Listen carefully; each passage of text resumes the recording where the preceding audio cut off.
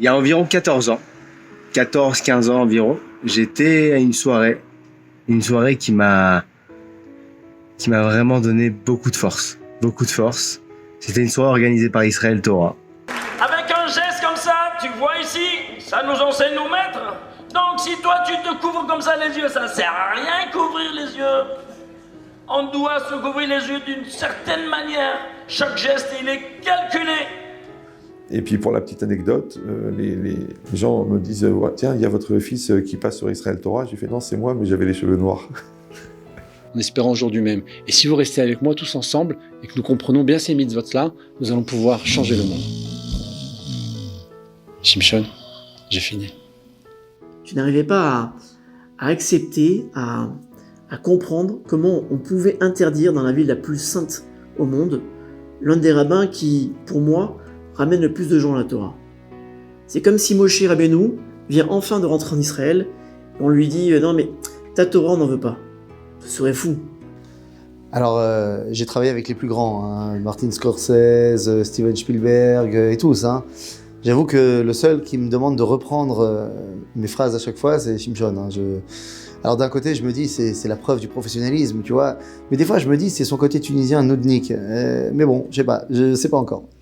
Et que le juif, d'un seul coup, a fait teshuva, donc il se repentit et décide de venir Shomer Shabbat. Comment cela peut se passer pour les deux?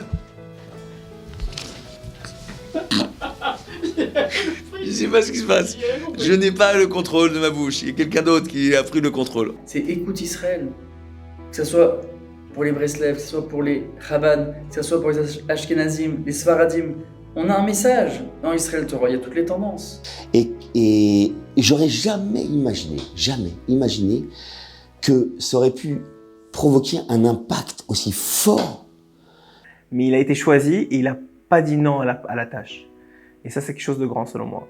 Et des fois, on est choisi parce qu'on a des autres priorités personnelles ou impératifs personnels, alors on délaisse la tâche qui nous est incombée d'en haut. Et là, Shimshon, il m'appelle et me dit « Bravo, je voudrais que tu participes avec nous au débat. » Et là, je lui ai dit non. On était avec lui, comme ça on discutait, on était à côté de lui et tout, et il parlait, il nous expliquait. Et avec nous, il y a un gars qui l'a pris au sérieux, qui a cru en lui, et il est parti, il lui a offert une vraie caméra, une caméra professionnelle pour pouvoir travailler. Mais Corinne, ce rêve, qu'annonce-t-il en réalité? La famille qui est à venir en Égypte. Là? La famille. La famine. Oui, la famine. C'est quoi ton nom de famine? Et toi Raph, c'est quoi ton nom de famine? Où t'as vu la famille? La famille. La famille en Égypte.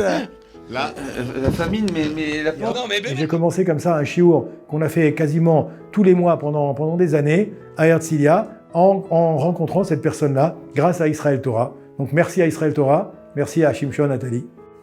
Est-ce que Shimshon nous demande des fois de refaire une vidéo? Mais oui. Merci de me donner la parole. On n'en peut plus. Il est hyper perfectionniste. Mais il est tellement gentil et il le fait tellement avec une bonne intention qu'on ne peut pas lui dire oh non, c'est impossible. Il faut savoir, si on le connaît un petit peu, il a le souci constant que les messages passent. Sachez que vous êtes venus ce soir, et surtout les rabbinim, pour un thème qui nous touche tous très à cœur. Le thème de ce soir, Eretz Israël.